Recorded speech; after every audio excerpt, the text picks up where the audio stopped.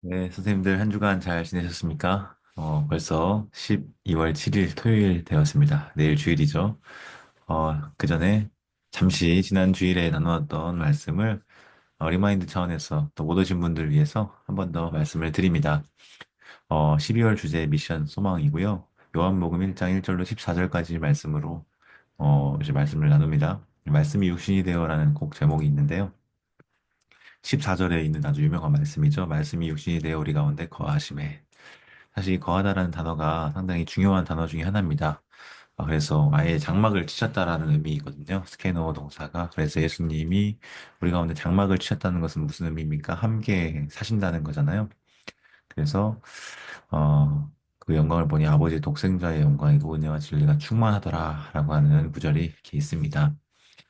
우리 요한복음의 시작을 보면 이 창세기 1장 1절을 연상하게 할 만큼 유사한 표현이 있습니다. 태초에 말씀이 계시니라. 저희 하나님이 천지를 창조하시니라에 상응하는 그런 이 태초라고 하는 단어가 나오는데요. 특별히 말씀이라고 번역된 로고스가 있습니다. 이 로고스는 태초부터 계신 로고스예요. 근데 이 로고스가 하나님과 함께 계셨다라고 하고요. 이 로고스 자체가 하나님이라고 말합니다. 그러니까 앞에 나왔던 이 하나님과 조금 어, 구별이 되는데요. 그러니까 하나님은 유일하신 하나님인데 로고스가 하나님이다라고 하니까 그러면 하나님이 두 분이냐 이런 의문이 들 수 있는데 삼위일체를 이제 이야기할 때 그러니까 한 분 하나님이신데 함께 계셨다라고 하는 이 단어가 그분을 향하여 있다, 그분의 품 안에 있다 이런 의미가 또 있거든요.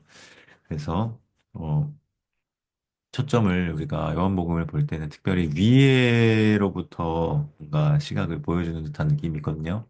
그러니까 인간이신 예수님에 대한 그런 어떤 강조보다는 하나님이신 예수님. 그래서 이것을 고기독론 혹은 높은 기독론이라고 말합니다.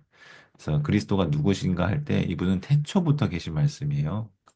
또 하나님과 함께 계신 말씀이고 실제로 하나님 그분 자체이신 말씀입니다. 그래서 굉장한 독특성이 있죠. 그 어떠한 존재보다도 우월하신 분으로 그리고 있고요. 심지어 3절을 보면 만물이 그러니까 모든 것이 그분으로 말미암아 지은 바 되었다라고 합니다.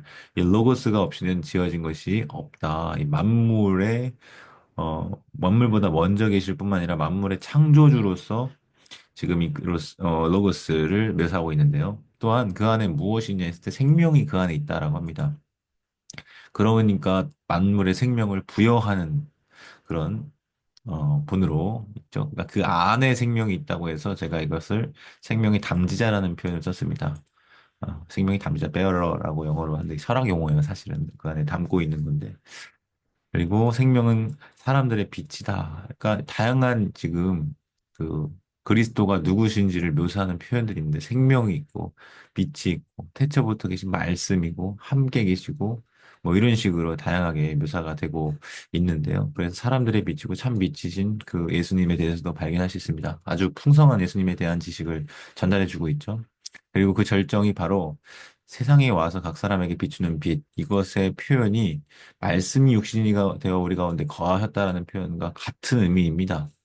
빛이 세상에 와서 각 사람에게 비추는 빛이 되었다라는 것과 말씀이 육신이 되었다는 것의 의미가 연결이 되죠.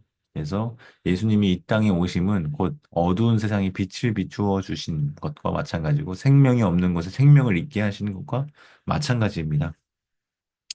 그래서 이 예수님에 관한 다양한 진술들을 통해서 예수님은 이런 분이시구나. 내일 말씀을 통해서 우리가 배울 수 있기를 바라고요.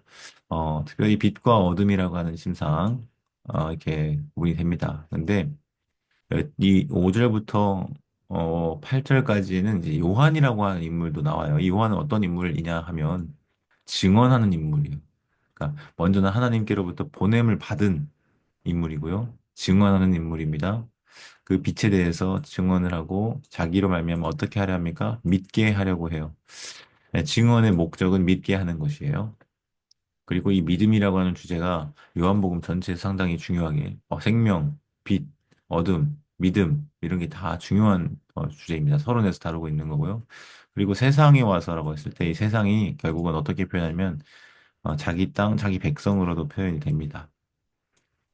이게 무슨 의미예요? 그분이 지으신 백성, 그분이 소유한 땅, 그분이 창조하신 그 세계를 지금 그런 식으로 묘사를 하고 있는데, 문제는 그 지으심을 받은 땅과 백성이 영접을 안 하는 거죠. 백성이. 그래서 영접하는 사람은 어떻게 되는가? 곧 그 이름을 믿는 사람은 하나님의 자녀가 되는 권세를 주셨다라고 합니다. 이것은 혈통도 육정도 사람의 뜻도 아니라 하나님께로부터 난 자들 이렇게 묘사가 되고 있습니다. 그래서 누가 과연 하나님의 자녀가 되는 권세를 얻는가 했을 때 이 하나님께로부터 보내심을 받은 자의 증언을 받고 믿는 자, 증언을 받고 믿는 자, 예수님이 누구신지를 또 그를 아는 자, 영접하는 자, 믿는 자 이게 다 동의어예요. 아는 것과 영접하는 것과 믿는 것이 구별되지 않습니다. 정말 안다면, 정말 영접한다면, 정말 믿는다면 하나님의 자녀가 되는 권세를 얻게 된다. 성경은 말하고 있는 것이죠. 그래서 이것과 동일한 본문인 요한복음 1장 9절부터 14절까지를 다룬 교리 문구가 있어서요. 그대로 가져왔습니다. 그래서 16과에 그가 오신 이유 이렇게 해놨고요. 참 하나님이신 동시에 참 인간이신 그리스도를 믿으면 하나님의 자녀가 된다. 이렇게 이 공과는 이제 여기에 초점이 있는 거죠. 근데 우리는 이제 대림절을 앞두고 성탄을 앞두고 말씀이 육신이 된 그 사건을 좀 더 초점이 거기 있다고 보시면 됩니다. 그리스도를 믿고 영접하면 하나님의 자녀가 되는 권세를 받고 나의 구원자이신 것을 알고 인정하자. 뭐 그렇게 적용을 해볼 수 있겠는데요. 하여튼 우리 선생님들이 이 말씀을 가지고 본과 시간에는 아이들이 얼마나 이 말씀을 듣고 이해했는지 점검하는 그런 질문들, 나눔들 이어주면 좋겠고, 또 필요한 말씀 중에 특별히 예수님이 누구신지 이 아래의 정보에 기초해서 또 우리는 어떻게 반응해야 하는지 그 증언을 받고 믿어야 되고, 알아야 되고, 영접해야 하나님의 자녀가 된다. 이 결과와 유의까지 좀 나눠주시면서 적용을 할 수 있도록 그렇게 도와주면 되겠습니다. 이상이고요. 들어주셔서 감사합니다. 내일 만나 뵙도록 하겠습니다. 감사합니다.